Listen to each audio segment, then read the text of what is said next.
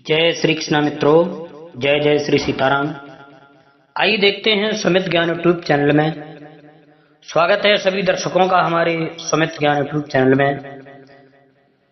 सभी दर्शकों से मेरी तरफ से जय श्री कृष्णा, जय जय श्री सीताराम।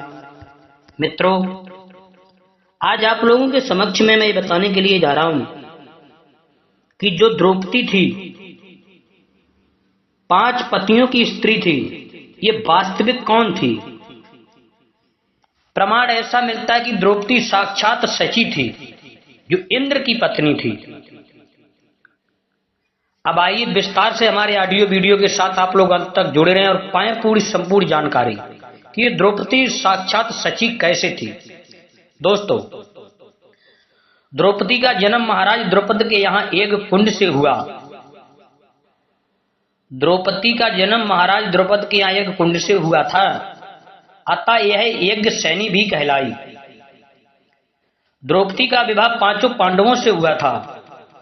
द्रौपदी पूर्व जन्म में किसी ऋषि की कन्या थी। उसने पति पाने की कामना से तपस्या की। शंकर ने प्रसन्न होकर उसे वर देने की इच्छा की। मित्रों, उसने शंकर से 5 बार कहा कि वह सर्वगुण संपन्न पति चाहती है। शंकर ने कहा कि अगले जन्म में उसके 5 भारतवंशी पति होंगे। शंकर ने कहा कि अगले जन्म में उसके 5 भारतवंशी पति होंगे, क्योंकि उसने पति पाने की कामना 5 बार दोहराई थी। दोस्तों, गुरु द्रोण से पराजित होने के उपरांत महाराज द्रौपद अत्यंत लज्जित हुई और उन्हें किसी प्रकार से नीचा दिखाने का उपाय सोचने लगा। महाराज द्रौपद सोचने लगे, वो कौन सा दिन हो जिस दिन हम द्रोणाचार्य से अपना बदला लें।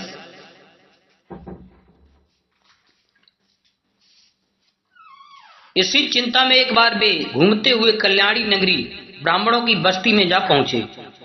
वहां उनकी भेंट याज तथा उपयाज नामक महान कर्मकांडी ब्राह्मण भाइयों से हुई। राजा द्रौपद ने उनकी सेवा करके उन्हें प्रसन्न कर लिया एवं उनसे द्रोणाचार्य को मारने का उपाय पूछा। उनके पूछने पर बड़े भाई याज ने कहा, इसके लिए आप एक विशाल यज्ञ का आयोजन करके अग्निदेव को प्रसन्न कीजिए, जिससे कि वे आपको महान बलशाली पुत्र का वरदान दे देंगे। महाराज ने याज और उपयाज से उनके कहे अनुसार यज्ञ करवाया। उनके यज्ञ से प्रसन्न होकर अग्निदेव ने उन्हें एक ऐसा पुत्र दिया जो संपूर्ण आयुध एवं कवच कुंडल से युक्त था तथा प्रकट होते ही रथ पर चढ़ गया। जैसे युद्ध के लिए उद्यत हो, उसका नाम धृष्टद्युम्न रखा गया। उसी समय आकाश में अदृश्य महाभूत ने कहा, यह बालक द्रोणाचार्य का वध करेगा।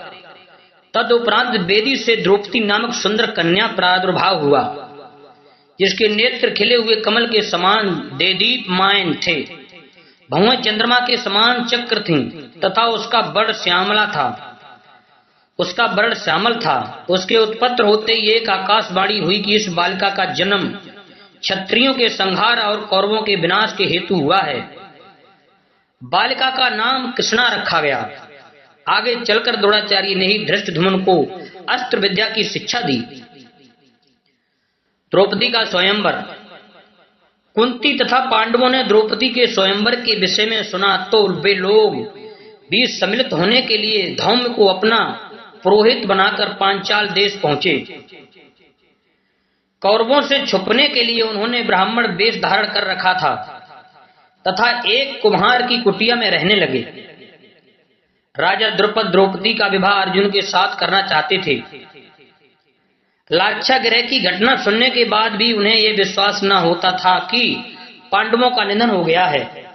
अतः द्रौपदी के स्वयंवर के लिए उन्होंने यह शर्त रखी कि निरंतर घूमते हुए यत्र के छिद्र में से जो भी वीर निश्चित धनुष की प्रत्यंचा पर चढ़ाकर दिए गए 5 बाणों से छिद्र के ऊपर लगे लक्ष्य को भेद देगा, उसी के साथ द्रौपदी का विवाह कर दिया जाएगा। ब्राह्मण वेश में पांडवी स्वयंवर स्थल पर पहुंचे। कौरवाद अनेक राजा तथा राजकुमार तो धनुष की प्रत्यंचा के धक्के से भूमिसात हो गए। कर्ण ने धनुष पर बाण चढ़ा तो लिया, किंतु द्रौपदी ने सूत पुत्र से विवाह करना नहीं चाहा। अतः लक्ष्य भेदने का प्रश्न ही नहीं उठा। अर्जुन ने छन्न वेश में पहुंचकर लक्ष्य भेद दिया तथा द्रौपदी को प्राप्त कर लिया। कृष्ण उसे देखते ही पहचान गए। शेष उपस्थिति व्यक्तियों में यह विवाद का विषय बन गया कि ब्राह्मण को कन्या क्यों दी गई है। अर्जुन तथा भीम के रण कौशल तथा कृष्ण की नीति से शांति स्थापित हुई तथा अर्जुन और भीम द्रौपदी को लेकर डेरे पर पहुंचे।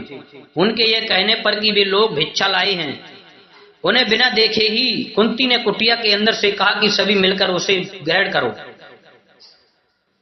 पुत्र वधु को देखकर अपने वचनों को सत्य रखने के लिए कुंती ने पांचों पांडवों को द्रौपदी से विवाह करने के लिए कहा। द्रौपदी का भाई धृष्टद्युम्न उन लोगों के पीछे पीछे छुपकर आया था। वह यह तो नहीं जान पाया कि वे सब कौन हैं, पर स्थान का पता चलाकर पिता की प्रेरणा से उसने उन सबको अपने घर पर भोजन के लिए आमंत्रित किया।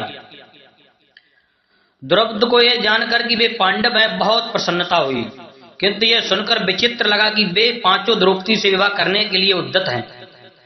तभी व्यास मुनि ने अचानक प्रकट होकर एकांत में द्रौपदी को उन छहों के पूर्व जन्म की कथा सुनाई कि एक बार रुद्र ने 5 इंद्रों को उनके दुराभिमान स्वरूप यह शाप दिया था कि वे मानव रूप धारण करेंगे। उनके पिता क्रमशः धर्म, वायु, इंद्र तथा अश्विनी कुमार द्वय होंगे। भूलोक पर उनका विवाह स्वर्गलोक की लक्ष्मी के मानवीय रूप से होगा। वह मानवी द्रौपदी है तथा वे पांचों इंद्र पांडव हैं। व्यास मुनि के व्यवस्था देने पर द्रौपदी का विवाह क्रमशः पांचों पांडवों से कर दिया गया। व्यास ने उनके पूर्व रूप देखने के लिए द्रौपदी को दिव्य दृष्टि भी प्रदान की थी। द्रौपदी के दिए तथा कृष्ण के भेजे विविध उपहारों को ग्रहण करके वे लोग द्रौपदी की नगरी में विवाह करने लगे। द्रौपदी ने 5 पांडवों से 5 पुत्रों की प्राप्ति की। उनके पुत्रों के नाम क्रमशः ये हैं: प्रतिबिंद, श्रुतसोम, श्रुतकर्मा, शतानीक, श्रुतसेन रखे गए। युद्ध की समाप्ति पर जब पांडव द्रौपदी श्री कृष्ण सात्विक आदि शिविर में न ठहरकर ओदवती नदी के तट पर रात बिताकर उठे तो उन्हें अश्वत्थामा के किए पांचाल संहार का समाचार मिला। द्रौपदी अपने मायके के समस्त नाते रिश्तों के नष्ट होने के विषय में सुनकर बहुत दुखी हुई तथा उसने आमरण अनशन आरंभ कर दिया। उसने कहा कि अश्वत्थामा के मस्तक में उसके जन्म के साथ उत्पन्न हुई एक मणि है। यदि मुझे मणि नहीं दी जाएगी तो मैं भोजन नहीं करूंगी और प्राण त्याग दूंगी। मणि मिलने पर मैं उसे देख लूंगी। भीमसेन अत्यंत आवेग में अश्वत्थामा को मारने के लिए चल पड़े। श्री कृष्ण यह जानते थे कि अश्वत्थामा को द्रोण ने ब्रह्मास्त्र का उपदेश रखा है। यद्यपि उन्होंने अर्जुन को पूर्ण रूपेण ब्रह्मास्त्र प्रदान किया था, पूर्व काल में अश्वत्थामा ने स्वयं कृष्ण को यह बताया था और यह भी कहा था कि वे अपना सुदर्शन चक्र उसे दे दें तो वह ब्रह्मास्त्र उन्हें प्रदान कर देगा। श्री कृष्ण ने मुस्कुराकर उसे कहा कि वह कृष्ण का कोई भी अस्त्र ग्रहण कर लें। अश्वत्थामा अनेक प्रयत्नों के उपरांत भी सुदर्शन चक्र को नहीं उठा पाया, लज्जित होकर लौट गया था। अतः अर्जुन और युधिष्ठिर को लेकर वे भीम के पीछे अश्वत्थामा के पास पहुंचे। अश्वत्थामा ने पांडवों को नष्ट करने के लिए एक तिनके में ब्रह्मास्त्र का आवाहन किया। वह तिनका भयानक रूप से प्रज्वलित हो उठा। अर्जुन ने अश्वत्थामा की मंगल कामना के साथ उसके ब्रह्मास्त्र को नष्ट करने के लिए ब्रह्मास्त्र का प्रयोग किया। इससे पूर्व की दोनों अस्त्र एक दूसरे को नष्ट कर भयानक विस्फोट करते, नारद तथा व्यास ने प्रकट होकर दोनों वीरों को शांत करने का आदेश दिया, क्योंकि मनुष्य पर उसका प्रयोजित वर्जित है।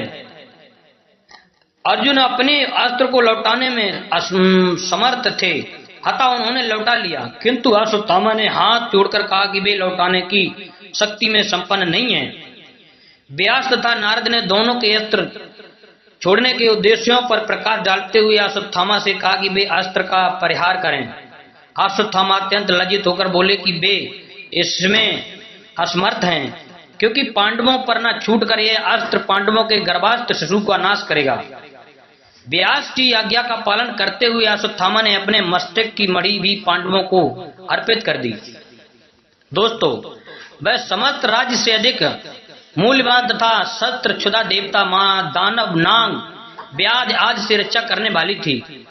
श्री कृष्ण ने पुनः कहा कि विराट की कन्या और अर्जुन की पुत्र वधु को जब वह उपलाभ नगर में रहती थी, एक ब्राह्मण ने वरदान दिया था कि कौरव वंश के क्षीण होने के उपरांत वह परीक्षित नामक शिशु को जन्म देगी। वह वचन तो सत्य होगा ही।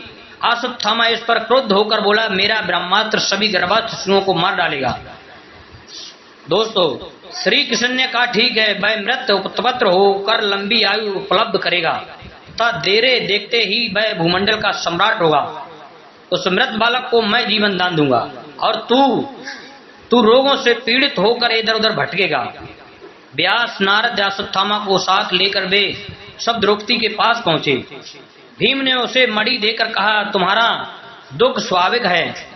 जब शांति और शुद्ध संधि की बात उठी, तुमने अपने विगत अपमान की याद दिलाकर सबको युद्ध के लिए उत्साहित किया। अब तुम्हें वे सब बातें याद करनी चाहिए। द्रौपदी ने कहा, मैं अपने पुत्रों के वध का प्रतिशोध लेना चाहती थी। गुरु पुत्र तो मेरे लिए भी गुरु ही है। द्रौपदी के कहने से युधिष्ठिर ने वह मणि अपने मस्तक पर धारण कर ली। वास्तव में द्रौपदी साक्षात सची थी और पांडव इंद्र के ही 5 रूप थे। पूर्व काल में इंद्र के हाथों तुष्टा के पुत्र विश्वरूप का हनन हो गया था। ब्रह्म हत्या के कारण इंद्र का तेज धर्मराज में प्रविष्ट हो गया। तुष्टा ने क्रुद्ध होकर अपनी एक जटा उखाड़कर होम की। फलतः होम कुंड से वृत्त का आविर्भाव हुआ। उसे अपने वध के लिए उद्यत देख इंद्र ने सप्त ऋषियों से प्रार्थना की। उन्होंने कुछ शर्तों पर उन दोनों का समझौता करवा दिया। इंद्र ने शर्त का उल्लंघन कर वृत्र को मार डाला। अतः इंद्र के शरीर से निकलकर बल ने वायु में प्रवेश किया।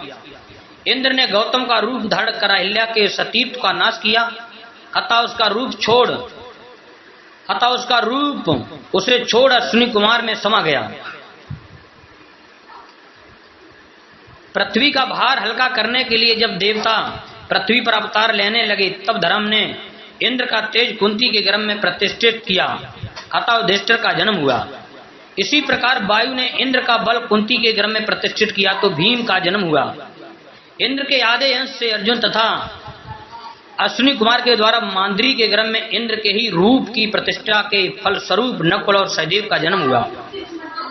इस प्रकार पांडव के रूप थे तथा कृष्ण सची का ही दूसरा रूप थी। इस प्रकार पांडव इंद्र के रूप थे तथा कृष्णा जो माता द्रौपदी सची का ही दूसरा रूप थी। जय श्री कृष्णा मित्रों, जय जय श्री सीताराम। हमारे चैनल को सब्सक्राइब करें, लाइक करें और भी ज्ञानवर्धक वीडियो इसी प्रकार सुनते रहें, पाते रहें। जय श्री कृष्णा मित्रों, जय जय श्री सीताराम।